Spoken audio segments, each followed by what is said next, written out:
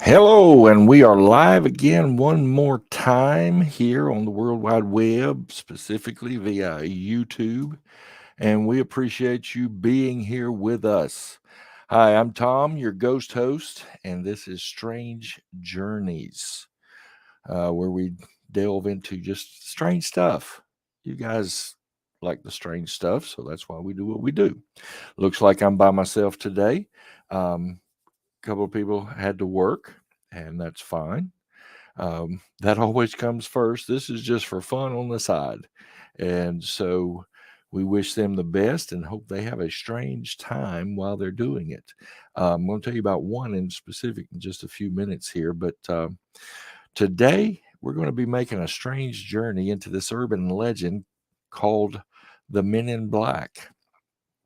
Now, we're going to talk more about that in a minute, but just some housekeeping first. Remember that we provide these shows first and foremost for you, the watchers, for your entertainment. And we are not by any means and do not claim to be scholars or experts in any of the topics that we choose to cover. We're simply enthusiasts and storytellers who have fun with these topics while doing our best to respect individual beliefs. And please remember that this show is live and nothing is rehearsed or edited out later. What you see is what you get, and the only exception is our revisited shows where we basically go back and break them down. And because of some personal stuff, which I'll explain in a minute, we haven't been able to get the last one uploaded yet, but we will be getting that done hopefully today. Um, but by this weekend for sure. And our night treks, which is still up in the air, but again, because of the personal issues I'll share in just a second. But those are normally pre-recorded and uploaded to on Friday nights. But what's been going on in my world is a couple of weeks ago, my mother's husband passed away, and my mother requires 24-hour um, assistance, and so we've been dividing that up between the family and then this past week, I was out of town for work. And so we haven't been able to work on things on the show like we normally do. So hopefully, all of that will get stabilized here in the next few weeks and we'll get back on schedule again. But I had some free time today. And so I wanted to get the show in that was supposed to have been done 2 weeks ago. I was out because of the family situation, and Tim Shepard, Ghost Guy Tim, who normally covers in my stead, had a board fall and crack his skull, and he had to get rushed to the ER. Thankfully, it wasn't too bad, and he was fine. And he's out today, which I'm going to share that in just a minute. But the last show, Trail of Shadows, Lewis Powell the Fourth was with me on that, and we shared some wild stories of hiking the strange trails of the U.S. State and national forest and some other things. That was really wild. Um, our revisited show, Seeing Double. Oh, that was awesome with the doppelgangers and the stories, and Andrea seeing her husband when he says, "Oh, I wasn't doing that. I wasn't in that part of the house." Tim seeing the guy on the ghost hunting with him, right there with him. I mean, he could see him taking pictures, and he was talking to him and everything. And then when he gets to where they were going, the guy disappears, and he's sitting in a car over there. It wasn't with him at all the whole time. And then Dagny's mother seeing her. You just got to go watch the show. Some awesome stories from history. It was a great show. The next show revisited is going to be Lay of the Land parts 1 and 2, and we're working on getting that uploaded. I was trying this week while I was in a hotel room for work in Birmingham, and the Wi-Fi wasn't that great for whatever reason, and yeah, I just couldn't get it to upload. I tried every night I was there, and it just wouldn't upload. So, all right, as we head into the show, remember that you can support this show through everything you see down at the banner, scrolling banner on the bottom. I'll keep that rolling through the show. At Patreon, you can support us monthly, which we appreciate the ones that do that for us. You guys are awesome. And I mean, I've been trying to get back on there and give some new content for you. And like I said, sounds like I'm making excuses, but I'm really tied up. And the family comes first. You'll find that out around here. Family, jobs, all that comes first. So as soon as we can get stabilized, we're going to get back on that. And remember, if you're watching, you are on YouTube, please like and subscribe. Click that thumbs up and subscribe to the channel. Well, something glitched there. Let's hit that again. Click that thumbs up and subscribe to the channel. Yes. We do want you to subscribe to the channel. We appreciate you subscribers so far. And we hope to build even more in the near future. So please help us with all of that. And you can also go to our strangestuff.live, and there you can get all kind of cool Strange Journeys merch. You can get a Watchers t-shirt, Strange Journeys pillow, your coffee mug. You can get a tote bag. I mean, I've got several different designs, but that's one of the ones we highlight here. You can get a Strange Journeys logo shirt. And so there's all kind of stuff you can get there at strangestuff.live. Now, before we get into the show and the intro, I want to tell you about a situation. Our ET, Ghost Guy Tim, that normally co-hosts the show with me, he's not able to be with us today because he has a side gig where he does store setups for some of these Halloween-themed stores. And he got called late yesterday afternoon to head to Cape Girardeau, Missouri to work on one. He lives in Kansas, so he's out there today working on a store.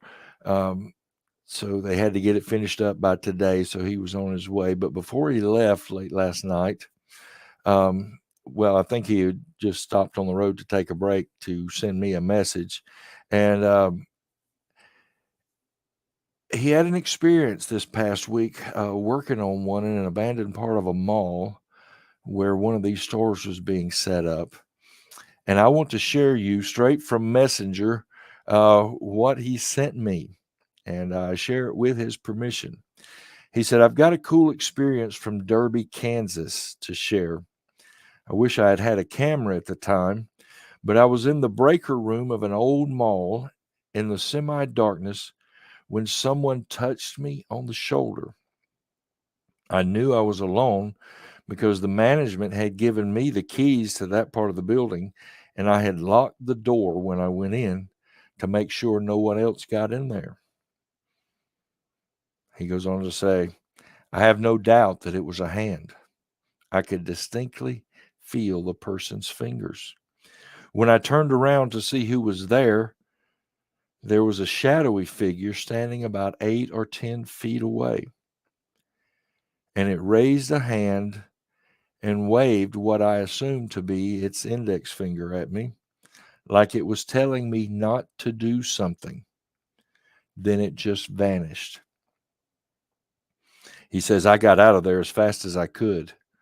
When I turned the keys back into the building manager, he asked me a strange question. He said, how did I like it in that part of the building? I just said it was okay. He then told me he won't go back in there unless he has to because he keeps hearing and seeing things when he does. He then said going into the electrical room is the worst because he keeps imagining someone touching his shoulder. And then I told him what I had experienced. And all he said was, see what I mean? Wow. Wow. Isn't that strange and cool? You know, he's having this experience in the electrical room where someone else had the same experience. That's pretty cool. So, all right. We're going to get into the show now. I'm so glad you're with us. Hang tight. We'll be right back.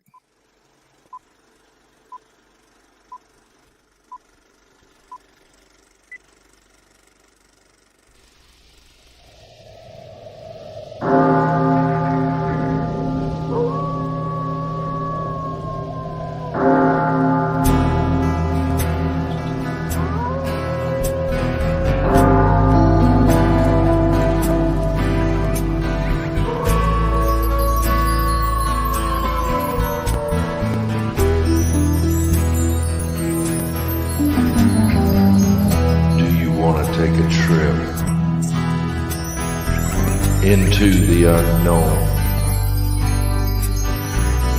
into the unseen, the unexplainable, and the unbelievable. Join our strange journeys.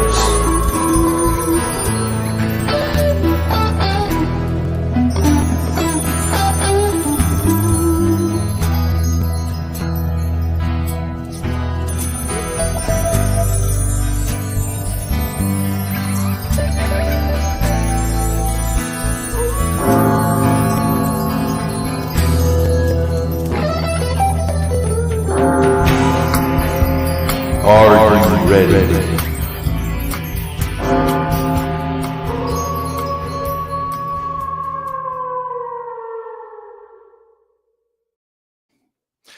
All right, in our last show, The Trail of Shadows, we came across a couple of stories that basically prompted today's show.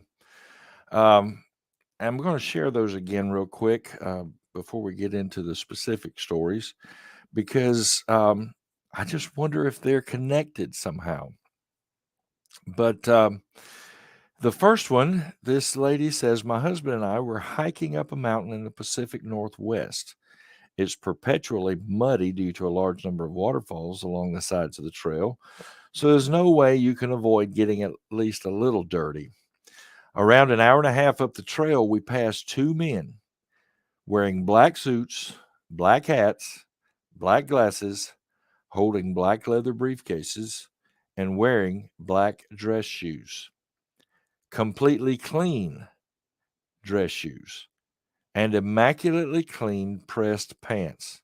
Not a spot of dirt or wrinkle on either of their clothes. As we passed each other, one of them whispered something in what she assumed was German. I looked back at them, and they were both standing still, looking back at us, staring. It was all so surreal. So they saw two men in black on the trail. And then this one is particularly strange. This guy says, I was part of a 3-person trail crew. We were a good 26 miles from the trailhead. We were working on diverting the existing trail from an eroding cliff. This new trail was going to be a 7-mile diversion. So we were 5 miles into building this new trail, and about another half day, we would link up with the old trail. It was mid-morning, so we decided to take a quick break. And I leave my 2 crew members to go answer nature's call. So I'm digging a cat hole to go in when I hear someone whistling a tune.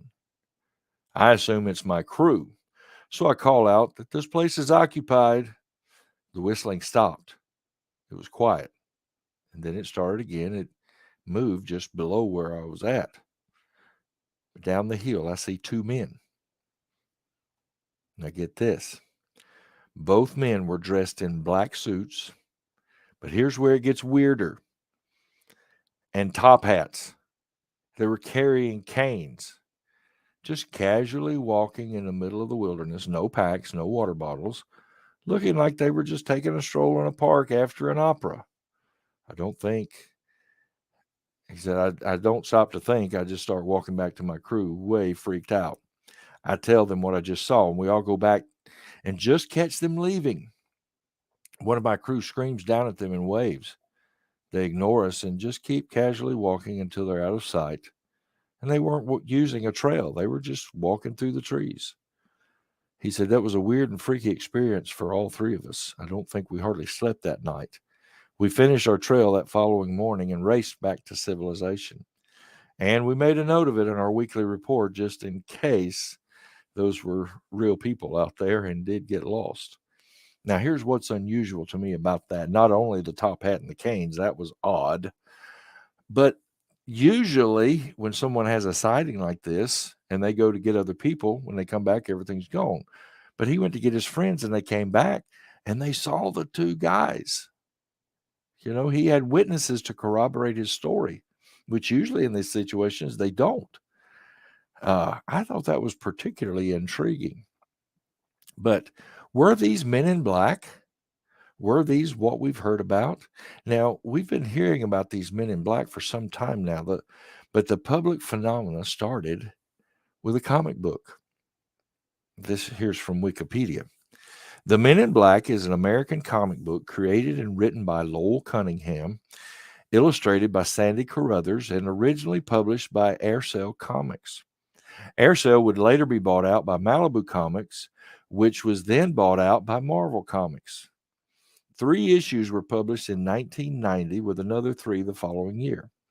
It was adapted into the film Men in Black in 1997, which was a critical and commercial success, leading to 3 sequels and various spin-offs, as well as a number of tie-in one-shot comics from Marvel. Now, Cunningham had the idea for the comic once a friend of his introduced him to the concept of government men in black upon seeing a black van riding in the streets. So this kind of blew up with the comic book and then the movies. And so my question is, did the men in black really exist? And the comics and movies are fictionalizing and exposing a real organization? Or have we created a tulpa from all the hype surrounding these shadowy figures? And we're going to let you decide. I have not made a conclusion one way or the other. I just like asking the questions and researching the possibilities. Now, what I'm going to share with you today is basically the well-known stories and encounters and experiences with the Men in Black. Now, Dan Aykroyd is best known for his time on Saturday Night Live and his movie Ghostbusters, as well as a ton of others that you've seen and loved. But he's also a very vocal believer in aliens and the supernatural. He has a long family tradition of spiritualism and belief in ghosts. Now, Aykroyd was tapped by the Sci-Fi Channel in the early 2000s to host and produce a show called Dan Aykroyd's Out There.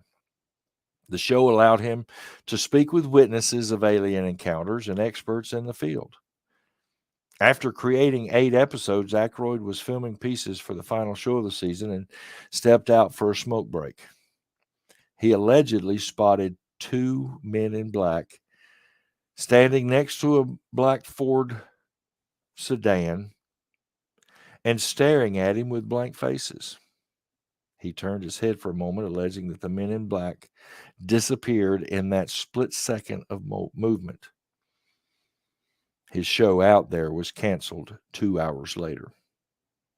None of the episodes were ever shared with the public, and no one knows if Sci-Fi even still has the recordings or not.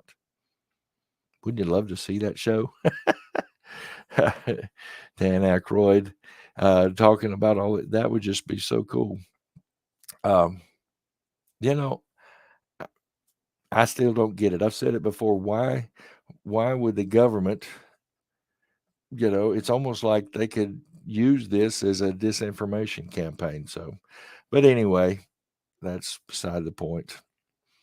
So I just wonder if there was something in those shows that some folks didn't want to get out. But you've probably all heard that Dan Aykroyd story. Next, Dr. Herbert Hopkins was a hypnotist and a doctor working on a UFO sighting case in 1976.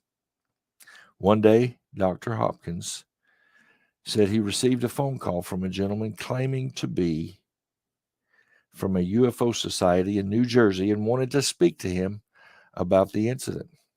After agreeing to the visit, Dr. Hopkins walked to turn on his porch light and found the stranger already at his home and making his way up the stairs. There was no car present to signal the stranger's arrival, and the man was pale and wearing a black suit. He had no hair on his head or face, and his lips were exceedingly red.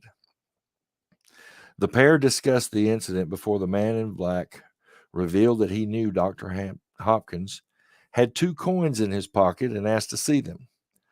The stranger placed one of the coins in the palm of his hand and made it disappear before Dr. Hopkins' eyes, stating that it would never be seen again by anyone on earth. Now, I just wonder if he did the old magician's trick or if he just sitting there holding out his hand and the coin disappeared. I don't know. Nothing I've come across in my research said. It just says it disappeared. After some more discussion and a swipe across the face that smeared the red of his lips, the stranger claimed that he lacked energy and made his exit. A bright light accompanied the man's disappearance, and a later investigation showed that the New Jersey organization he claimed to belong to was not even real.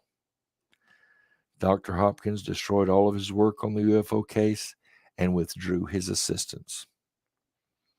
Wow. Something in that encounter, I guess, caused him to just back off and say it's not worth it anymore.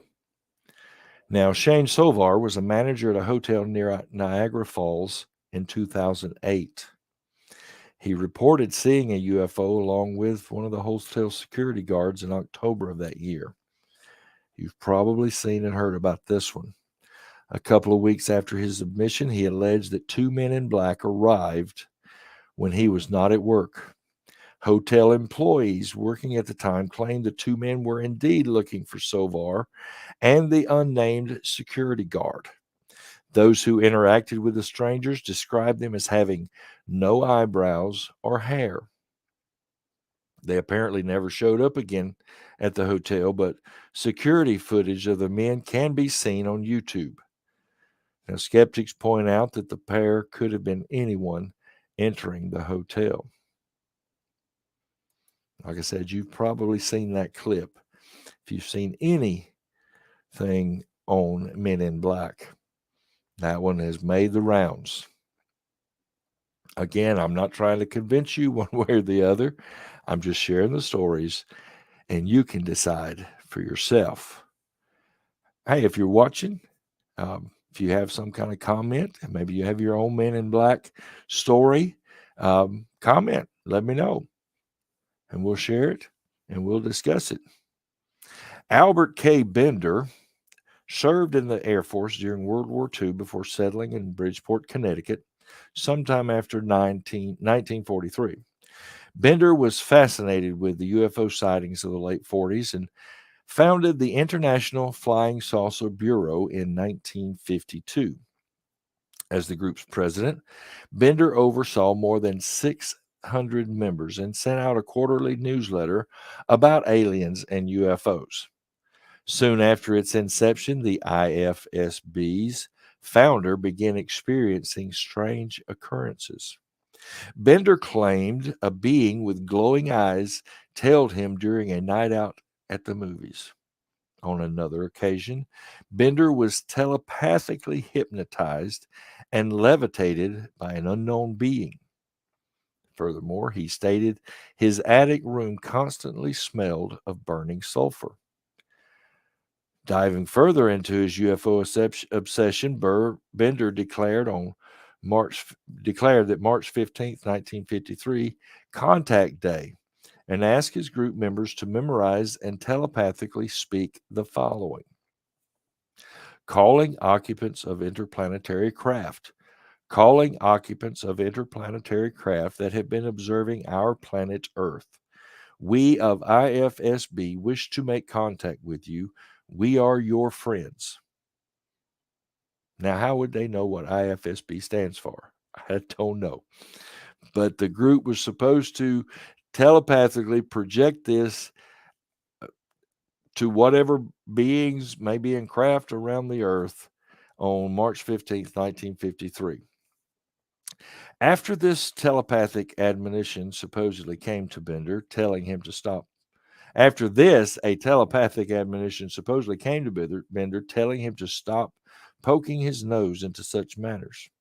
Eventually, in July 1953, Bender claimed that men in black visited him at his house for the first of supposedly several times, using yellow sulfurous smoke to disappear.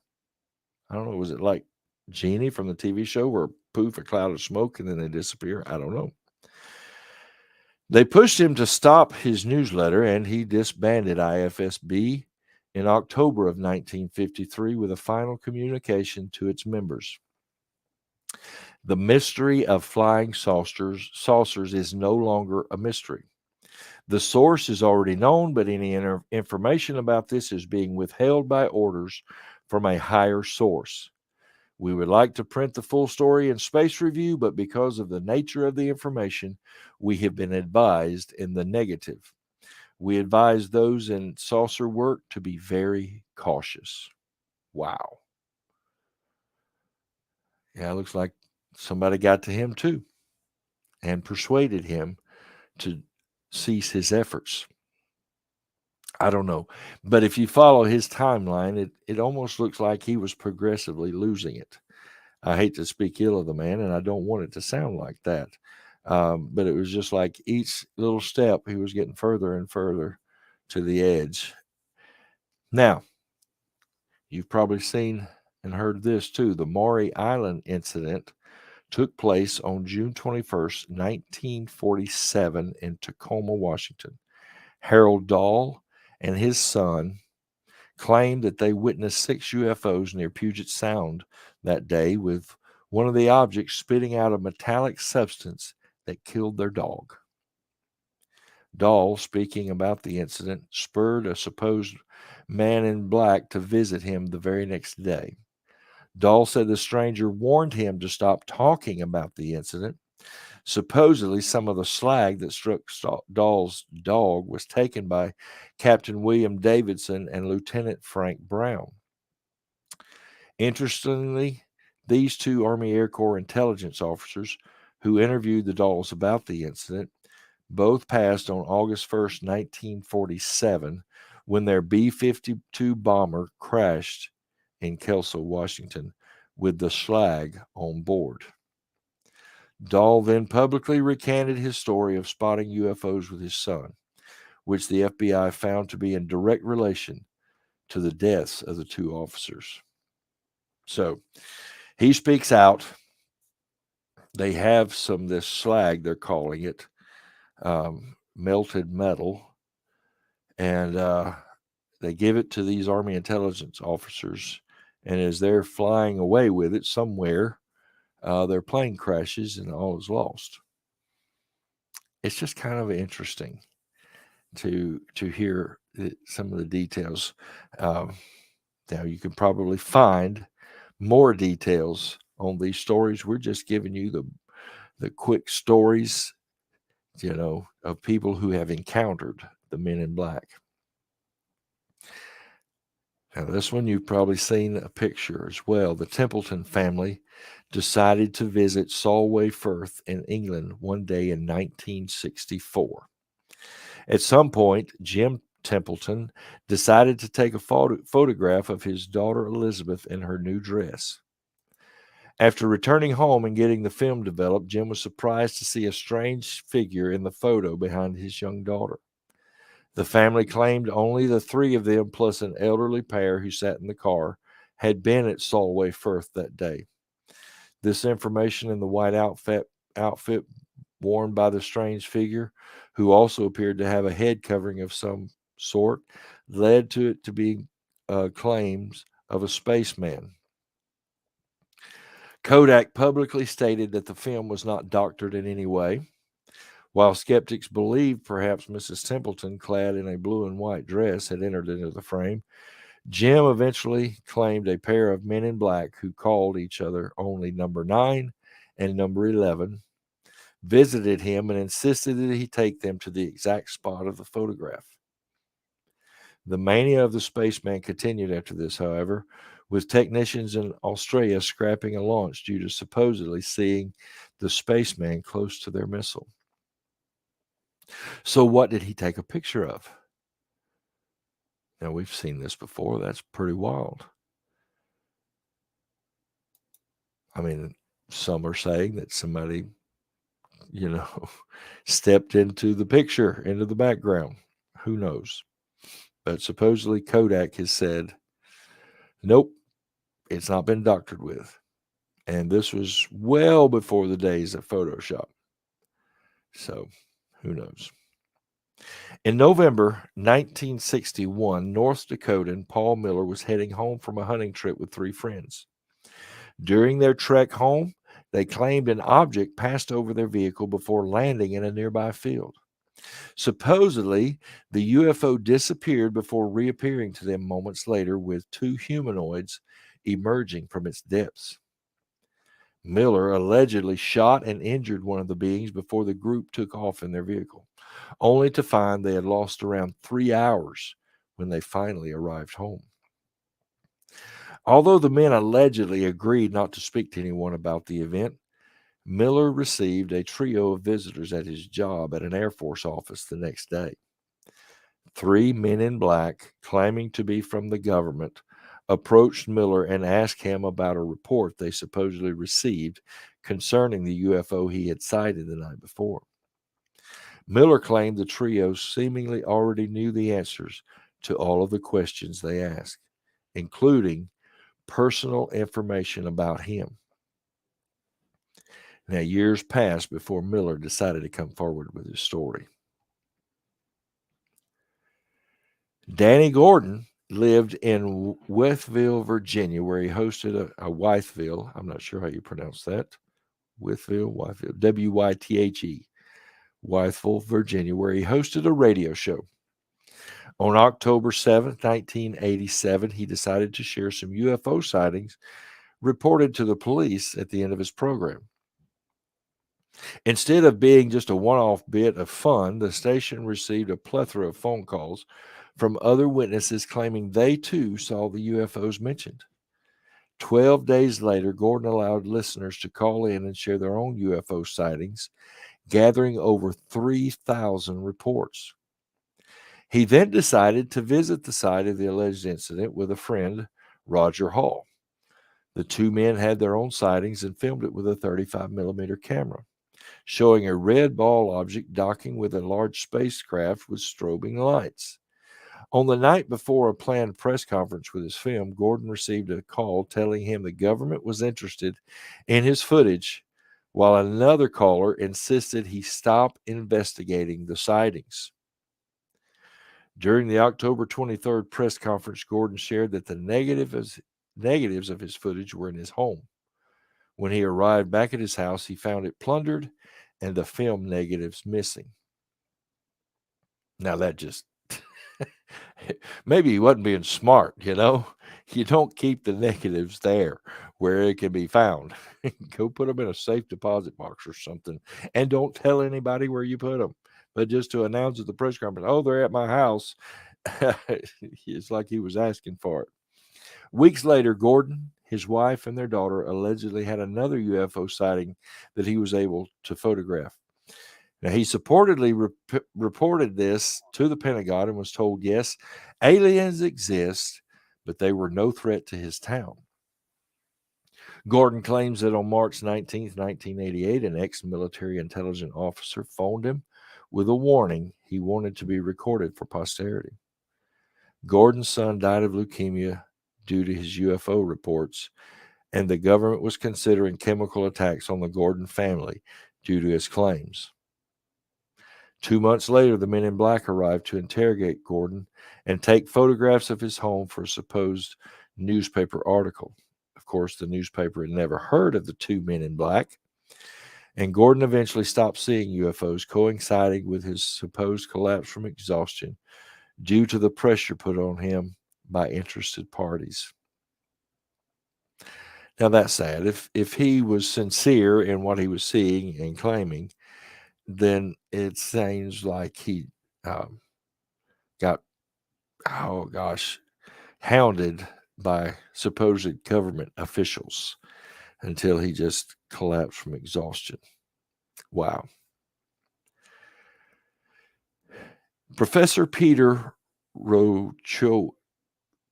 this is a strange one, Rochowitz, claimed that in 1980 he was reading a UFO book in the University of Pennsylvania library when he had an encounter with a man in black. Supposedly, this man in a black suit with pale skin and gaunt look approached him and asked about the subject of his book. The professor replied that he had little interest in the subject, allegedly prompting the man in black to yell at him. Flying saucers are the most important fact of the century, and you're not interested? After attempting to calm the gaunt man, Rojewitz claimed that the stranger simply stood up, wished him well, and left the library. I mean, is this an MIV gone rogue? What is his deal?